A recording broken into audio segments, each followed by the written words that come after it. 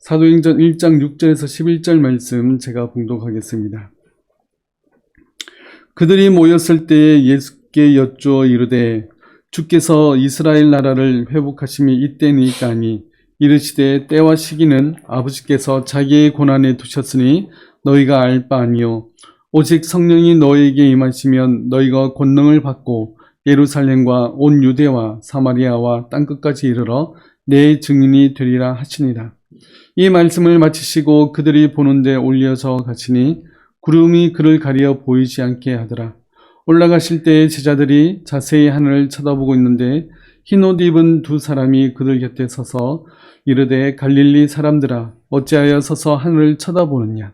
너희 가운데서 하늘로 올려지신 이 예수는 하늘로 가심을 본 그대로 오시리라 하였느니라. 아멘. 네, 오늘은 그리스도의 높아지심에 대해서 우리가 살펴보겠습니다. 그리스도의 상태는 두 가지의 상태가 있다고 했습니다. 낮아진 상태와 높아진 상태입니다. 지난 시간에는 그리스도의 낮아지신 상태에 대해서 살펴보았습니다. 예수님은 하나님의 아들이시며 하나님과 동등한 분이시지만 그렇지만 그 예수님께서 인간의 몸을 입고 이 땅에 오셨습니다. 이 땅에 오셔서도 사람들과 같이 고난과 아픔을 겪으시고 배고픔과 수고와 그런 고통을 느끼셔야 했습니다. 그리고 율법을 만드신 분이시지만 율법 아래 복종하시고 그리고 하나님의 모든 공의를 만족하셨습니다. 또한 우리 죄를 대신 짊어지시고 십자가에서 죽으셨습니다. 그로 말미암아 우리는 우리의 모든 죄를 용서받고 우리가 의로운 자가 되고 하나님의 자녀가 될 수 있었습니다. 이것이 바로 그리스도의 낮아지심입니다. 오늘은 그 반대로 그리스도의 높아지심에 대해서 살펴보겠습니다. 소요리 문답 28문은 이렇게 질문합니다. 그리스도의 높아지심은 어떻게 이루어지나요? 이에 대한 답은 그리스도의 높아지심은 사흘 만에 죽음 가운데서 다시 살아나신 것과 하늘로 올라가신 것과 하나님 아버지의 우편에 앉아 계신 것과 마지막 날에 세상을 심판하러 오시는 것입니다. 라고 말하고 있습니다. 그래서 그리스도의 높아지심은 크게 네 가지로 이야기합니다. 첫째는 사흘 만에 다시 살아나신 것과, 둘째는 하늘로 올라가신 것과, 셋째는 하나님 우편에 앉아 계신 것과, 넷째는 세상을 심판하러 다시 오시는 것입니다. 오늘은 이 네 가지에 대해서 살펴보도록 하겠습니다. 먼저 그리스도의 높아지심의 첫 번째는 사흘 만에 죽음 가운데서 다시 살아나신 것입니다. 예수님이 왜 이 땅에 오셨고 죽으셔야만 했는지는 우리가 지난 시간까지 잘 살펴보았습니다. 우리가 간단하게 말하자고 한다면 우리의 죄에 대한 하나님의 공의를 만족시키시기 위해서 예수님은 죽으셔야만 했습니다. 죄의 대가는 사망이라고 했습니다. 그런데 이 세상에 죄를 짓지 않는 사람은 단 한 사람도 없습니다. 죄를 짓지 않으려면 이 율법의 말씀을 완전히 하나도 틀림이 없이 율법을 온전히 다 지켜 행해야 되지만 그럴 수 있는 사람은 이 세상에 단 한 사람도 없습니다. 그래서 우리의 죄에 대한 값을 치르기 위해서 예수님은 죽을 수 있는 몸을 가지고 이 땅에 오셨고 십자가에서 죽으셨습니다. 이로 말미암아 우리의 죄에 대한 값을 예수님이 대신 치러주셨습니다. 이것이 바로 하나님의 공의를 만족시키신 것입니다. 죄의 삭은 사망이라는 그 하나님의 공의를 만족시키신 것입니다. 또한 하나님은 우리를 지극히 사랑하시기 때문에 우리를 그냥 내버려 두실 수가 없었습니다. 그래서 예수님께서는 이 하나님의 사랑도 만족시켜 주셨습니다. 하나님의 공의와 사랑을 동시에 만족시키신 일이 바로 예수님께서 이 땅에 오셔서 십자가에 죽으신 일입니다. 그 내용을 요약한 것이 바로 요한복음 3장 16절입니다. 하나님이 세상을 이처럼 사랑하사 독생자를 주셨으니 이는 그를 믿는 자마다 멸망하지 않고 영생을 얻게 하려 하십니다. 하나님의 공의와 하나님의 사랑을 만족시키시기 위해서 예수님은 이 땅에 오셨고 십자가에서 죽으셨습니다. 이것이 예수님의 낮아지심의 핵심인 것입니다. 그리고 예수님은 죽으신 지 3일 만에, 사흘 만에 다시 살아나셨습니다. 이것을 우리가 부활이라고 부르고 있습니다. 예수님이 다시 살아나신 것은 죽음으로부터의 승리입니다. 만약 예수님이 다시 살아나시지 못했다면 예수님은 죽음에게 져서 패배했습니다. 그렇다면 우리도 여전히 이 죄에 얽매여서 살 수밖에 없는 그런 존재가 되는 것입니다. 만약에 그렇다면 구약 제사에서 양이나 소처럼 우리 죄를 대신해서 죽을 어떤 대상들을 오늘날도 우리는 그 대상들을 찾고 구하고 있을 것입니다. 왜냐하면 우리의 죄에 대한 문제를 해결해야 되는데 예수님도 실패했다면 더 이상 우리의 죄를 구원해 줄 수 있는 그 어떤 것이 없기 때문에 그렇습니다. 그러나 이 구약의 제사는 예수님의 단 한 번의 제사에 대한 예표입니다. 예수님이 다시 살아나심으로 말미암아 예수님은 죽음으로부터 승리하셨고 그를 믿는 우리들도 모든 믿는 자들도 예수님의 그 승리에 동참하여서 우리도 나중에 우리 몸이 다시 부활할 것이며 우리는 이 죽음으로부터 승리한 그런 자가 되는 것입니다. 결국 우리의 구원을 온전히 이루시기 위해서 예수님은 다시 살아나셨습니다. 모든 죽음과 사망의 권세를 이기시고 예수님은 다시 살아나셨습니다. 예수님은 이제 온전한 주와 그리스도가 되셨습니다. 사도행전 2장 말씀에 보면 이렇게 말씀합니다. 우리 같이 한번 읽어보겠습니다. 그런즉 이스라엘 온 집은 확실히 알지니 너희가 십자가에 못 박은 이 예수를 하나님이 주와 그리스도가 되게 하셨느니라 하니라. 십자가에 죽으셨다가 다시 살아나신 예수님은 이제 온전한 주와 그리스도가 되신다고 말씀하고 있습니다. 주님이란 뜻은 우리가 전에도 살펴보았지만 스스로 계시는 하나님이란 뜻이라고 했습니다. 이제 다시 살아나신 예수님은 온전한 그 하나님의 그러한 권능을 다시 회복하셨습니다. 바로 성자 하나님이 되셨습니다. 이제는 힘없게 십자가에서 죽으신 예수님이 아니라 전지전능하며 모든 권세를 가지신 우리의 주가 되십니다. 또한 예수님은 이제 온전한 우리의 그리스도가 되십니다. 그리스도는 기름 부음 받은 자라는 뜻입니다. 구약에서 기름 부음 받아 세운 사람은 선지자와 왕과 제사장이 있습니다. 예수님이 십자가에 죽으실 때도 마찬가지로 우리의 주와 그리스도가 되셨습니다. 그러나 이제는 예수님이 다시 살아나심으로 말미암아 우리의 완전한 주와 그리스도가 되셨습니다. 이제 예수님은 세상 끝날까지 하나님과 우리 사이를 온전히 회복시키실 영원한 선지자가 되십니다. 우리가 더욱 거룩한 자가 되며 우리가 더욱 구별된 백성이 되기 위해서 예수님은 선지자로서 우리를 더욱더 거룩함에 합당한 그런 존재를 만들어 가실 것입니다. 또한 예수님은 왕으로서 모든 악한 권세와 세력들을 물리치시고 모든 승리를 이루실 왕이 되십니다. 우리는 그의 백성이 되어서 이 모든 승리에 동참하게 될 것입니다. 또한 예수님은 제사장으로서 지금도 하나님 우편에서 우리를 위해서 하나님께 기도하며 간구하고 계시는 분이 바로 우리의 주님이십니다. 우리가 넘어지더라도, 우리가 쓰러지더라도 우리를 다시 일으켜 세우시며 하나님의 도우심을 우리 대신 구하며 간구하실 분이 바로 우리의 제사장 되신 예수님이신 것입니다. 그래서 이제 예수님은 다시 살아나심으로 말미암아 우리의 온전한 주와 그리스도가 되시고 우리가 영원히 섬기고 따를 구주가 되십니다. 사도행전에서도 이런 말씀을 합니다. 사도행전 5장 30절 31절 말씀 우리 같이 한번 읽어보겠습니다. 너희가 나무에 달아 죽인 예수를 우리 조상의 하나님이 살리시고 이스라엘에게 회개함과 죄사함을 주시려고 그를 오른손으로 높이사 임금과 구주로 삼으셨느니라.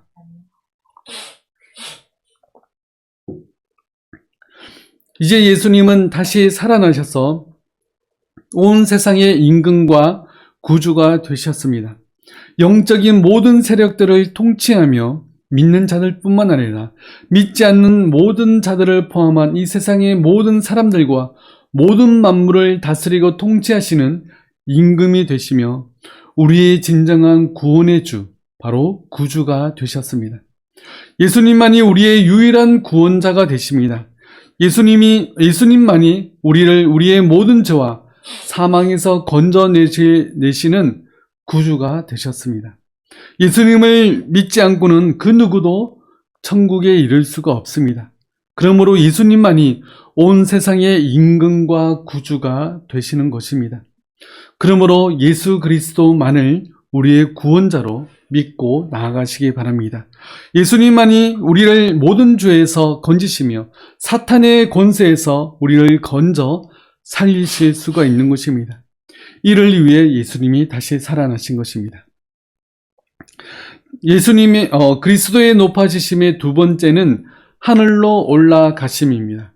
예수님은 다시 살아나신 후에 40일 동안 이 제자들과 함께 거하시면서 40일 이후에 하늘로 승천하셨습니다. 40일 동안 이 땅에 계시면서 제자들은 이 부활하신 예수님을 만났고 그 부활하신 예수님으로 말미암아 또 하나님의 말씀들을, 천국 복음의 비밀들을 들을 수가 있었습니다. 예수님은 영적인 부활뿐만 아니라 그 죽으셨던 몸이 다시 살아나는 육적인 부활을 이루셨습니다. 다시 살아난 이 예수님의 부활체의 이 몸은 특별했습니다. 길을 가다가 부활하신 예수님을 만나서 예수님과 길 가면서 대화했던 두 제자가 있었는데 이 두 제자도 예수님과 계속 대화하면서 예수님이신 줄 처음에 몰랐습니다. 나중에야 예수님이신 줄을 깨달아 알게 된 것입니다. 그러니까 부활하신 예수님의 그러한 외형적 모습을 쉽게 알아볼 수 없었던 것입니다. 우리도 다시 부활하면 우리의 모습이 완전히 의로운 거룩한 그런 몸으로 우리가 변화될 것입니다. 우리가 나이 들어서 죽지만 다시 부활하게 되면 우리가 그 죽기 직전의 몸이 아니라 우리가 가장 아름다운 그런 몸으로 다시 부활할 것입니다. 또한 부활하신 예수님은 생선도 드실 수 있었지만 벽도 그냥 통과할 수 있었습니다. 또 어떤 장소에는 갑자기 나타나시기도 했습니다. 종말의 때에 예수님 다시 재림하여 오시면 그때 살아있던 자들은 살아있던 자체로서 부활체로 변화되게 될 것이고 예수님이 다시 이 땅에 오시기 전에 죽었던 그러한 하나님의 백성들은 그 몸이 죽었던 몸이 다시 살아나고 또 부활체의 몸이 되어서 그 영혼과 육이 하나가 될 것입니다. 이 부활체는 음식도 먹을 수 있지만 음식을 먹지 않아도 배고프지 않고 영원히 살 수 있는 그런 몸입니다. 외모도 변화되며 더 이상 어떤 질병에도 걸리지 않는 그런 영원한 생명을 가지는 그런 몸이 될 것입니다. 그런 이제 부활체로 말미암아 영원히 하나님과 함께 거하는 곳이 바로 천국입니다. 천국은 흔히 아픔도 없고 고통도 없고 집과 길은 모두 황금으로 되어 있고 바닷가의 모래는 그 모래 대신 그러한 수많은 보석으로 깔려 있다고 이야기합니다. 그러나 그러한 값비싼 것들이 차고 넘치는 곳이 진정한 천국은 아닙니다. 물론 외형적인 모습은 그럴 수 있습니다. 성경에서도 어느 정도 그렇게 말하고 있기 때문에 그렇습니다. 그러나 아픔도 없고 고통도 없고 값비싼 곳으로 치장된 곳만이 천국이 아닙니다. 진정한 천국은 하나님과 함께 거니는 그곳이 바로 진정한 천국인 것입니다. 하나님이 우리의 아버지가 되어주시며 하나님이 우리의 친구가 되어주셔서 우리에게 참된 기쁨과 만족과 아름다움과 그 참된 진리를 깨달아 알게 해주시는 바로 그곳이 바로 천국인 것입니다. 하나님이 우리의 모든 것이 되십니다. 하나님이 우리의 최상급의 상급이 되어주십니다. 그것이 바로 천국인 것입니다. 우리의 최고의 기쁨과 만족은 하나님 한 분밖에 없다는 이 고백이 바로 천국을 누리는 것입니다. 그것을 아는 것이 믿음이며 그 믿음으로 말미암아 점점점 성장해 나가는 것이 바로 신앙인 것입니다. 그러므로 아픔과 고통과 슬픔과 눈물이 있는 이 땅에서도 우리는 하나님을 알아가는 기쁨과 즐거움과 감사함으로 말미암아 이 땅에서도 우리가 천국을 누릴 수가 있는 것입니다. 이 땅에서도 우리가 천국을 누리시기를 힘쓰시기 바랍니다. 하나님과 함께 하는 그 기쁨을 경험해 보시기 바랍니다. 이것을 우리의 인생의 목표로 삼고 우리가 더욱더 하나님을 알기를, 이 땅에서 천국을 누리기를 소망하시는 저와 여러분들 되시길 바라겠습니다. 그리스도의 높아지심의 세 번째는 하나님 아버지의 우편에 앉아 계시는 것입니다. 하나님의 우편은 과연 어디일까요? 사실 하나님의 우편이라는 특정한 장소는 없습니다. 하나님은 영이시기 때문에 하나님은 모든 곳에 계시면 편재에 계시는 것입니다. 그렇기 때문에 하나님 우편이란 그런 장소적인 곳은 따로 없습니다. 그런데 여기서 하나님 아버지의 우편이라는 곳은 하나님 아버지의 그러한 최고의 총애를 받는 그러한 자리를 말합니다. 이 세상과 우주 만물에서 하나님보다 더 높으신 분은 없습니다. 그러나 그 하나님과 같은 자리, 하나님의 우편은 가장 높은 자리를 의미합니다. 예수님은 가장 낮고 낮은 모습으로 이 땅에 오셨지만 이제는 가장 높은 자리에 오르셨습니다. 그리고 그 자리에서 계속해서 이 왕의 직분을 행하십니다. 예수님은 가장 높아지셔서 모든 대적들을 물리치시며 하나님의 뜻과 의의를 계속해서 행하고 계시는 것입니다. 요한계시록 17장에서 이렇게 말씀합니다. 우리 같이 한번 읽어보겠습니다. 그들이 어린 양과 더불어 싸우려니와 어린 양은 만주의 주시요 만왕의 왕이심으로 그들을 이기실 터이요 또 그와 함께 있는 자들 곧 부르심을 받고 택하심을 받은 진실한 자들도 이기리로다. 요한계시록에서 어린 양은 예수 그리스도를 시칭합니다. 이 세상의 권세가 아무리 강하고 악한 세력들이 아무리 뛰어난다 할지라도 만주의 주시며 만왕의 왕이신 예수 그리스도께서는 그들을 능히 이기실 것이며 그 주님과 함께하는 그의 백성들도 그들을 능히 이길 것입니다. 예수님만이 참된 왕이시며 예수님만이 진정한 왕이십니다. 그 주님만을 믿을 때 참된 은혜와 평강이 있으며 진정한 승리를 맛볼 수가 있는 것입니다. 지금도 하나님 우편에서 그의 백성들의 승리를 위해서 일하시며 기도하시며 싸우시며 힘쓰시는 그 주님을 우리가 예수 그리스도로 믿고 있습니다. 그렇기 때문에 이 땅에서 우리가 좀 빈약하게 살더라도, 이 땅에서 우리가 좀 힘들게 살더라도 우리는 당당해질 수 있고 우리는 기뻐할 수가 있는 것입니다. 나와 함께 하시는 주님께서 나에게 힘과 능력을 주시기 때문에 우리는 결코 실패할 수 없는 삶을 살 수가 있으며 우리는 더 이상 슬퍼할 필요가 없는 것입니다. 그런 주님과 동행하는 우리 모두가 되길 바라겠습니다. 그리스도의 높아지심의 네 번째는 마지막 날에 세상을 심판하러 오시는 것입니다. 요한복음 5장에서는 이렇게 말씀합니다. 우리 같이 한번 읽어보겠습니다. 또 인자됨으로 말미암아 심판하는 권한을 주셨느니라. 이를 놀랍게 여기지 말라.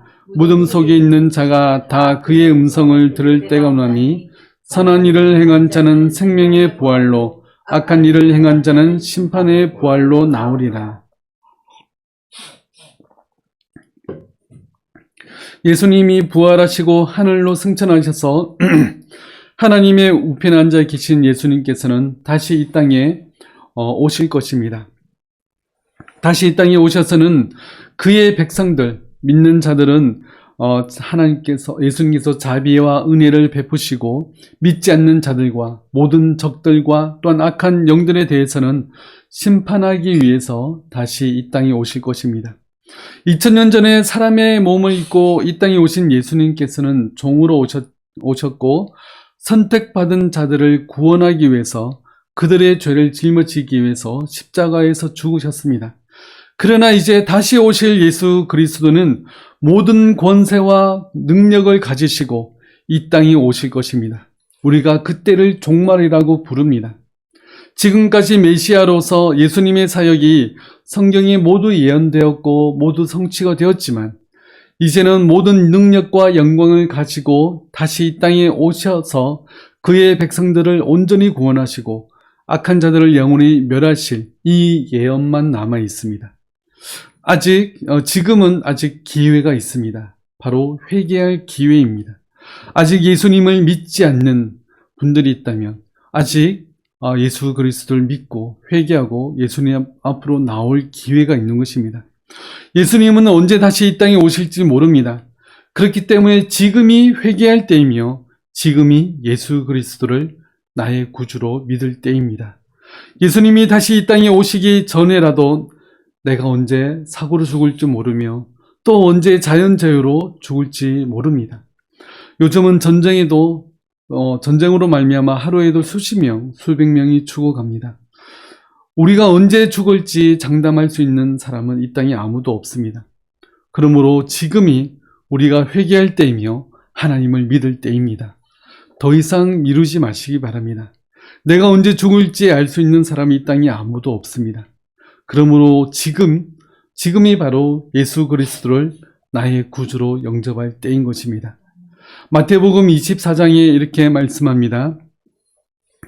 그때 인자의 징조가 하늘에서 보이겠고 그때에 땅의 모든 족속들이 통곡하며 그들이 인자가 구름을 타고 능력과 큰 영광으로 오는 것을 보리라. 또 오늘 읽은 사도행전 1장 9절에서 11절 말씀에도 비슷한 말씀을 하는데 우리 같이 한번 읽어보겠습니다.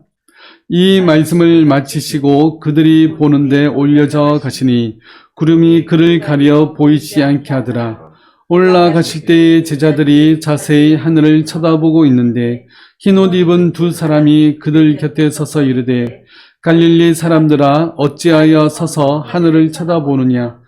너희 가운데서 하늘로 올려주신 이 예수는 하늘로 가심을 본 그대로 오시리라 하였느니라.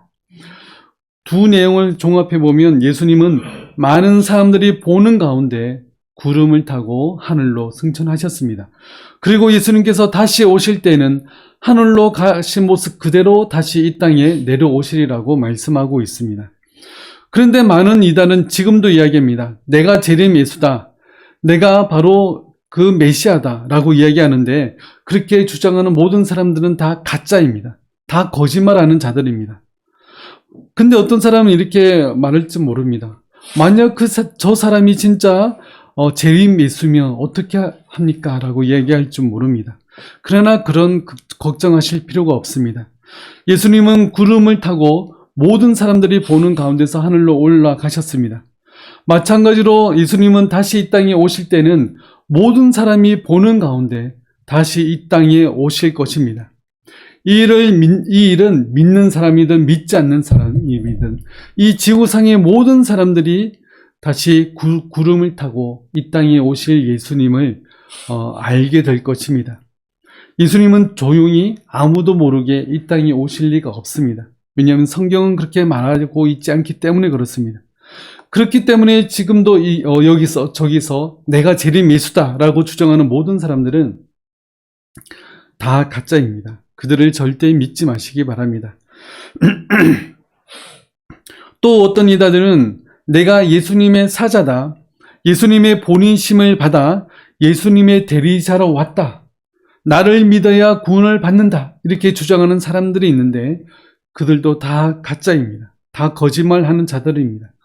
예수님은 절대 다른 사람들을 대리자를 보내지 않습니다. 예수님은 직접 다시 이 땅에 오시겠다고 말씀하고 있습니다. 하늘로 가신 모습 그대로 다시 예수님께서 직접 이 땅에 오신다고 말씀하고 있습니다. 그리고 절대 다른 사람들을 대신 내세우지 않습니다. 예수님 외에 다른 사람을 믿어선 우리가 구원을 받을 수 없습니다. 오직 예수 그리스도만을 믿어야 우리가 구원을 받을 수가 있습니다. 그렇기 때문에 절대 이단들, 다른 사람들을 구원자로 믿어선 안 됩니다. 그리고 항상 종말이 몇 년, 몇 월, 며칠에, 몇 시에 일어난다고 말하는 사람들이 있는데 그 또한 다 거짓말입니다. 그 종말의 때는 예수님도 모르시고 오직 하나님만이 아신다고 성경에서는 누누이 이야기하고 있습니다. 데살로니가전서 5장의 말씀에 보면 이렇게 말씀합니다. 우리 같이 한번 읽어보겠습니다.